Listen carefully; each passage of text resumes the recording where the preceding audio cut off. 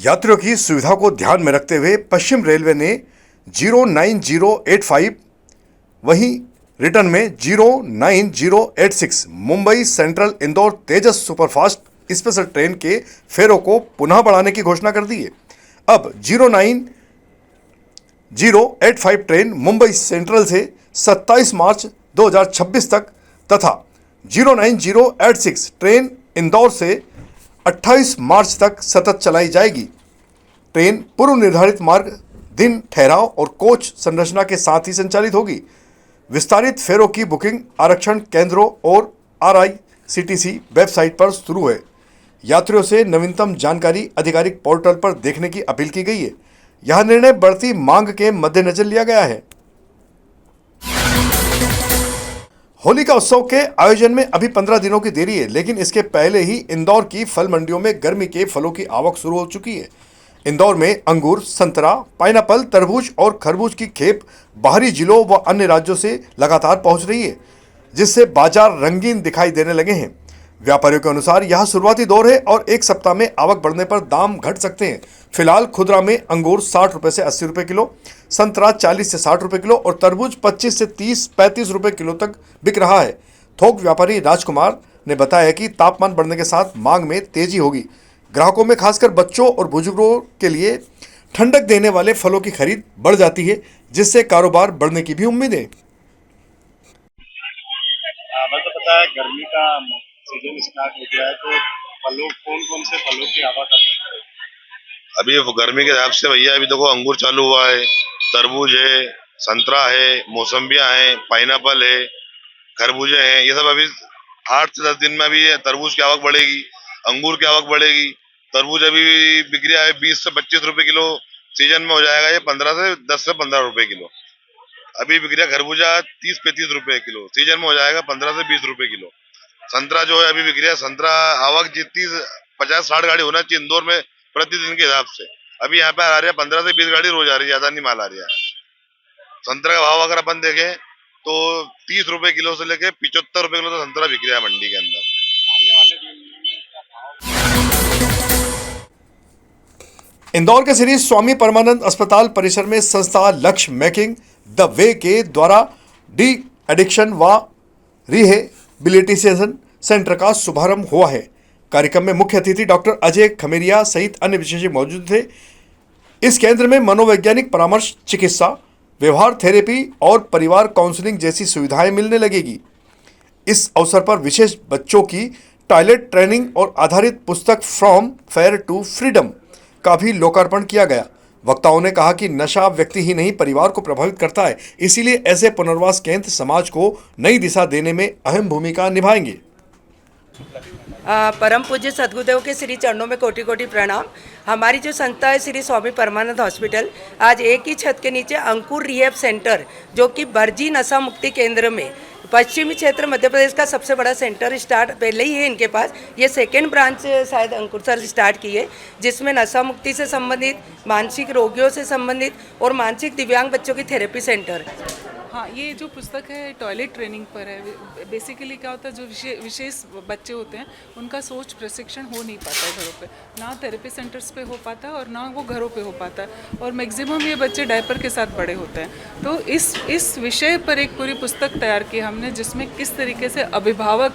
आज बड़े गर्व के साथ मैं आपको ये बताना चाहता हूँ कि श्री योगपुरुष धाम सेवा संस्थान के अंदर हम बर्जी नशा मुक्ति केंद्र के नाम से एक सेंटर चालू करना चाह रहे हैं, क्योंकि नशा मुक्ति के अंदर एक समाज के अंदर एक बड़ा महंगा इलाज होता है, तो बड़े नाम मात्र शुल्क के साथ हम यहाँ पर एक अच्छी सुविधा प्रदान करना चाहते हैं, जिसके अंदर खास करके बच्चों के लिए और महिलाओं के लिए विशेष सुविधा है, क्योंकि इन लोगों के लिए कोई इस तरह का एक्सक्लूसिव केंद्र नहीं है।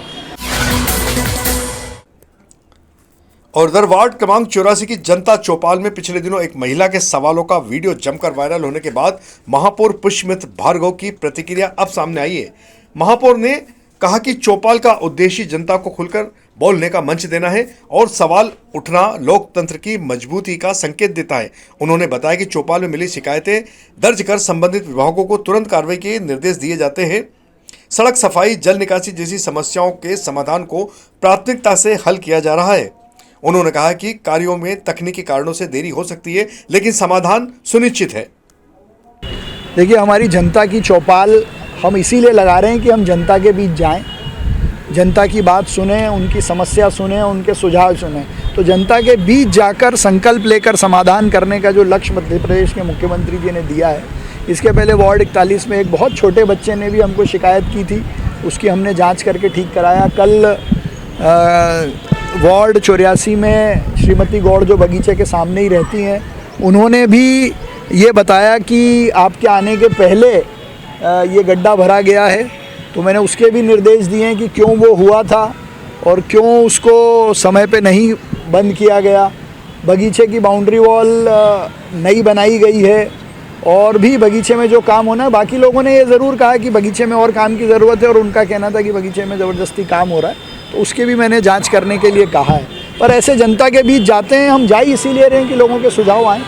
ये भी बताया जा रहा है कि महिला जो है वो विधायक परिवार से, देखिए मेरा इस पे कोई वो नहीं है। हम तो, हमारे लिए जनता जागरूक जनता है, जनता चौपाल हम लगा रहे हैं। जो भी आएगा उसकी शिकायत सुनेंगे और उसका निराकरण करना, जनता के बीच जाना, यही हमारा काम है। मास्टर प्लान के तहत इंदौर के एरोडम थाना क्षेत्र में एक युवक के द्वारा पेड़ पर फांसी लगाकर आत्महत्या करने का मामला सामने आया है। इंदौर पुलिस के अनुसार मृतक अमन ने अज्ञात कारणों से यह कदम उठाया है। गुरुवार दोपहर अतिरिक्त डीसीपी ने बताया कि परिजनों के मुताबिक युवक मानसिक रूप से अस्वस्थ था। सूचना मिलते ही पुलिस मौके पर पहुंची और शव को पोस्टमार्टम के लिए भेज दिया गया था। मर्ग कायम करने के बाद पुलिस ने आगे की जाँच शुरू कर दी है। थाना एरोड्रम में एक सुसाइड की घटना सामने आई, जिसमें कि एक व्यक्ति के द्वारा पेड़ पर फांसी लगाकर सुसाइड कर लिया गया है। इसमें ये बाबूपुरी कॉलोनी का रहने वाला है, उसका नाम अमन वर्मा है। एयरपोर्ट के सामने का जो क्षेत्र है, जहाँ पर कि कुछ एक जंगल सा एरिया पड़ता है, वहाँ पर उसके द्वारा पेड़ पर ये फांसी लगाकर सुसाइड कर लिया गया। फिलहाल इसमें मर्ग कायम कर लिया गया थाना एरोड्रम पुलिस के द्वारा और उसका जाँच की जा रही है। जाँच के आधार पर कार्रवाई की जाएगी। इसमें परिजनों का ये बताया गया कि मानसिक रूप से रोगी है वो। फिलहाल इन सभी तथ्यों को मर्ग जाँच में लिया जा रहा है। 19 फरवरी गुरुवार को छत्रपति शिवाजी महाराज की जयंती के शुभ अवसर पर शहर के शिवाजी वाटिका में स्थापित उनकी प्रतिमा पर माल्यार्पण कार्यक्रम आयोजित किया गया। इस दौरान महापौर पुष्पवंत भार्गव ने प्रतिमा पर पुष्प अर्पित कर नमन किया। इस अवसर पर सांसद शंकर लालवानी सहित अनेक जनप्रतिनिधि और सामाजिक संगठन के साथ साथ नागरिक भी उपस्थित थे। महापौर ने छत्रपति शिवाजी महाराज को महान योद्धा, कुशल प्रशासक और राष्ट्र नायक बताते हुए कहा कि उनका स्वराज, सुशासन और स्वाभिमान का आदर्श आज भी प्रेरणा स्रोत है। हिंदवी स्वराज के संस्थापक, हिंदुत्व के भाव से पूरे भारत को एक सूत्र में बांधने वाले, पूरी दुनिया में हिंदुत्व का डंका बजाने वाले, अपनी कुशल युद्ध नीति से मुगलों को परास्त करने वाले, हम सब के मान सम्मान और स्वाभिमान के प्रतीक छत्रपति शिवाजी महाराज की आज जयंती पर पूरे इंदौर में हर्ष के साथ शोभा यात्राएँ, मंगल कामनाएँ हो रही हैं। यहाँ हमारी शिवाजी वाटिका में भी आज हम सब ने मिलकर शिवाजी महाराज के श्री चरणों में माल्यार्पण भी किया है और यही प्रार्थना की है कि हिंदुत्व के भाव से भारत विश्व गुरु की ओर अग्रसर होता रहे। आज राष्ट्र गौरव हिंदवी स्वराज्य संस्थापक छत्रपति शिवाजी महाराज जी की 396वीं जयंती है, जो पूरे विश्व में हर्षोल्लास के साथ मनाई जा रही है।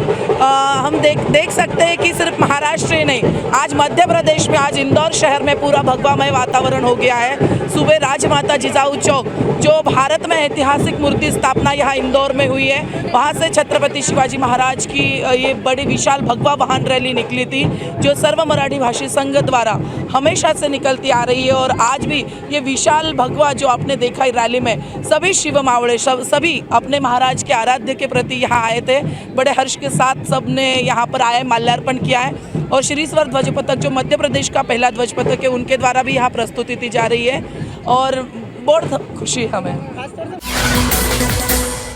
इंदौर निगम कमिश्नर क्षितिज सिंघल ने शहर के जोन क्रमांक 12, 13 और 21 का आकस्मिक निरीक्षण कर नाला टेपिंग, आउटफॉल व सफाई व्यवस्थाओं की समीक्षा की। राजीव गांधी चौराहा, चोइथराम मंडी, माणिकबाग और लालबाग क्षेत्रों में निरीक्षण के दौरान कई जगह सफाई संतोषजनक नहीं मिलने पर उन्होंने नाराजगी भी व्यक्त की। लापरवाही पर जोन 13 के सीएसआई अभिषेक तिवारी व 2 दरोगाओं का 3-3 दिन का वेतन काटने के निर्देश दिए गए, जबकि जॉन 12 के सीएसआई पर जांच के आदेश जारी हुए। आयुक्त ने कहा कि स्वच्छता व जल निकासी में लापरवाही बर्दाश्त नहीं होगी। इंदौर में बुधवार रात 66वां ग्रीन कॉरिडोर बनाकर अंगदान की अनूठी मिसाल पेश की गई। खरगोन निवासी विजय जायसवाल सड़क दुर्घटना के बाद गंभीर हालत में अस्पताल में भर्ती किए गए थे, जहां डॉक्टरों ने उन्हें ब्रेन डेथ घोषित कर दिया था। परिजनों की सहमति के बाद अंगदान प्रक्रिया शुरू हुई। रात 10:30 बजे अस्पताल से देवी अहिल्याबाई होलकर एयरपोर्ट तक पहला ग्रीन कॉरिडोर बनाया गया, जिससे हृदय को अहमदाबाद भेजा गया। वहीं दूसरा कॉरिडोर दूसरे अन्य अस्पतालों तक बनाया गया, जहां किडनी ट्रांसप्लांट होगी। लीवर और एक किडनी स्थानीय मरीजों को प्रत्यारोपित की जाएगी। इस पहल से न सिर्फ कई जिंदगियां बचेगी, बल्कि शहर में अंगदान के प्रति जागरूकता और विश्वास भी मजबूत हो रहा है। इंदौर में मालवा सहकारी शक्कर कारखाना बल्लाई की 30 हेक्टेयर से ज्यादा बेशकीमती भूमि उद्योगपतियों को दिए जाने के प्रस्ताव के विरोध में गुरुवार को किसानों ने कलेक्टर कार्यालय पर जमकर प्रदर्शन किया। आंदोलन इंदौर जिला कांग्रेस के नेतृत्व में हुआ, जिसकी अगुवाई विपिन वानखेड़े कर रहे थे। किसानों का आरोप है कि आपत्ति दर्ज कराने के बावजूद नामांतरण प्रक्रिया जारी है। प्रदर्शनकारियों ने भूमि हस्तांतरण रोकने, हिस्से के अनुसार जमीन का बाजार भाव से मुआवजा देने और अवैध निर्माण पर रोक लगाने की मांग की है। साथ ही चेतावनी जारी की गई है कि मांगे नहीं मानी गई तो आंदोलन और तेज किया जाएगा। इंदौर जिले के सांवेर विधानसभा में 200 बीघा से अधिक जमीन, जिसके शेयर 5000 से ज्यादा किसानों के पास हैं। ये शेयर आज से लगभग 50 वर्ष पहले लिए गए थे। जिस समय 500 रुपए में 1 बीघा जमीन मिलती थी, उस समय 500 रुपए का एक शेयर आम किसानों ने लिया है। किसी के पास 1 शेयर है, किसी के पास 2 शेयर है, किसी के पास 4 शेयर है। लेकिन आज वो जमीन बिना नामांतरण की प्रक्रिया पूरी किए वहाँ पे उद्योगपतियों को जमीन दे दी गई है। वहाँ पे विकास कार्य चालू हो गया है। ये बड़ा घोटाला है। हम सरकार से पूछना चाहते हैं, जिला प्रशासन से पूछना चाहते हैं, जिस जमीन की नामांतरण प्रक्रिया पूरी नहीं हुई उसका अलॉटमेंट कैसे हो गया, वहाँ पे विकास कार्य कैसे चालू हो गया। ये सीधा सीधा बहुत बड़ा हजारों करोड़ के भ्रष्टाचार का मामला है, जिसमें भारतीय जनता पार्टी के बड़े नेता संलिप्त हैं। और हमारी मांग है कि जिन किसानों के पास शेयर हैं उन किसानों को मुआवजा मिलना चाहिए, या फिर उस जमीन का हिस्सा उन किसानों को मिलना चाहिए। पार्टी हमेशा किसानों के हित की पार्टी रही है और गरीबों की पार्टी रही है। ये भाजपा सरकार ने हमेशा किसानों के विरोधी काम किए हैं। जिस तरीके से आज बरलई जो शुगर मिल है वो किसानों की मेहनत का फल है, और किसानों ने शेयर होल्डर जो किसान लोग थे जिन्होंने शेयर जब खरीदे थे 500 और 1000 रुपये में, उनको आज बेचा जा रहा है। उनको कोई सुनवाई नहीं हो रही है और उनकी मेहनत को आज ये भाजपा सरकार बड़े बड़े उद्योगपतियों को बेचने का काम कर रही है। उसके विरोध में यहाँ पर जो कलेक्टर साहब को ज्ञापन देने हम सब आए हैं किसानों के साथ, और ये हमारी मांग है कि उचित मुआवजा दे और ये जो उद्योगपतियों को देने का काम जो सरकार कर रही है इसको तत्काल प्रभाव से रोका जाए और जो शेयर होल्डर थे उनको मुआवजा दिया जाए। ये मैं इंदौर जिला कांग्रेस अध्यक्ष पूर्व अध्यक्ष सदाशिव यादव। इंदौर में यातायात बाधित करने वालों के खिलाफ इंदौर पुलिस ने नया अभियान शुरू किया है। यातायात पुलिस की स्पेशल टीम दोपहिया वाहनों पर पहुंच रही है। जाम और सड़कों पर अव्यवस्था फैलाने वालों पर सख्त कार्रवाई की जा रही है। कंट्रोल रूम को जैसे ही ट्रैफिक जाम की सूचना मिलती है, नजदीकी पुलिस टीम तुरंत मौके पर पहुंचकर स्थिति नियंत्रित कर रही है। इंदौर में धर्म, संस्कृति और क्रिकेट का एक खास आयोजन होने जा रहा है। 12 से 15 मार्च 2026 तक शहर में सनातन प्रीमियर लीग का आयोजन किया जाएगा। यह कार्यक्रम परम पूज्य गुरुदेव देवकीनंदन ठाकुर के सानिध्य में होगा। साथ ही मुख्य अतिथि के रूप में स्वामी सदानंद सरस्वती भी मौजूद रहेंगे। आयोजकों के अनुसार सनातन प्रीमियर लीग का मकसद युवाओं को खेल के जरिए सही दिशा देना है, उन्हें अनुशासन, अच्छे संस्कार और राष्ट्रभक्ति से जोड़ना इस आयोजन का प्रमुख उद्देश्य है। देवकीनंदन ठाकुर जी ने मीडिया से बातचीत में बताया कि यह सिर्फ क्रिकेट टूर्नामेंट नहीं बल्कि युवाओं को धर्म, संस्कार और मानवता से जोड़ने का एक अभिनव प्रयास है। उन्होंने कहा कि प्रतियोगिता में मिलने वाली इनामी राशि जरूरतमंद लोगों की मदद के लिए उपयोग की जाएगी। आयोजकों का कहना है कि यह आयोजन युवा शक्ति और सनातन मूल्यों का एक बड़ा उत्सव सिद्ध होगा। नहीं, देखिए अभी तो प्रारंभ हो रहा है। गांधी जी के संस्कार कहाँ से आए? रामायण से आए। हम तो और पीछे ले जाएंगे उनको, सारे पुराण और गीता इन सब से संस्कार भी उनको देंगे। और ऑब्वियसली गांधी जी हमारे यहाँ बहुत रिस्पेक्टेबल है, उनके भी संस्कार मिलेंगे। ये तो टीम के नाम दिए गए संस्कार, तो जो भारत के लिए सराहनीय संस्कार हैं वो सभी बच्चों, हम तो चाहते हैं कि हमारे बच्चे इतने संस्कारी बने, खेलने वाले भी, कि पूरे भारत में विश्व में वो अपना नाम रोशन करें और आपको भी गर्व हो कि मैंने इस बच्चे के बारे में लिखा था, आज ये इतना बड़ा संस्कारी बच्चा है और स्टार। तो हम सबका उनको संस्कार देने का प्रयास करेंगे। तो जस्ट टीम के नाम है। राधे श्याम। परीक्षाओं के मद्देनजर इंदौर के आजाद नगर थाना टीम ने बीती रात सांवरिया धाम मंदिर के पास से वाहन MP 13 ZK 1386 नंबर की आयशर गाड़ी को तेज ध्वनि में साउंड सिस्टम बजाते हुए पकड़ा है। चालक नितिन तिवारी समय सीमा और ध्वनि नियमों का खुला उल्लंघन करते पाया गया था। पुलिस ने वाहन और DJ सिस्टम जब्त कर भारतीय न्याय संहिता के तहत कार्रवाई की है।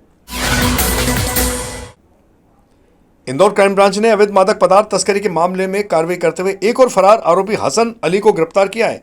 इसके पहले इसी प्रकरण में काशिम खान और रिजवान अंसारी पकड़े जा चुके हैं। पुलिस के अनुसार आरोपियों के कब्जे से 14 ग्राम MD ड्रग्स जब्त की गई थी। पूछताछ से मिली सूचना के आधार पर तकनीकी मदद से हसन अली को दबोचा गया, जो घटना के बाद से ही फरार था।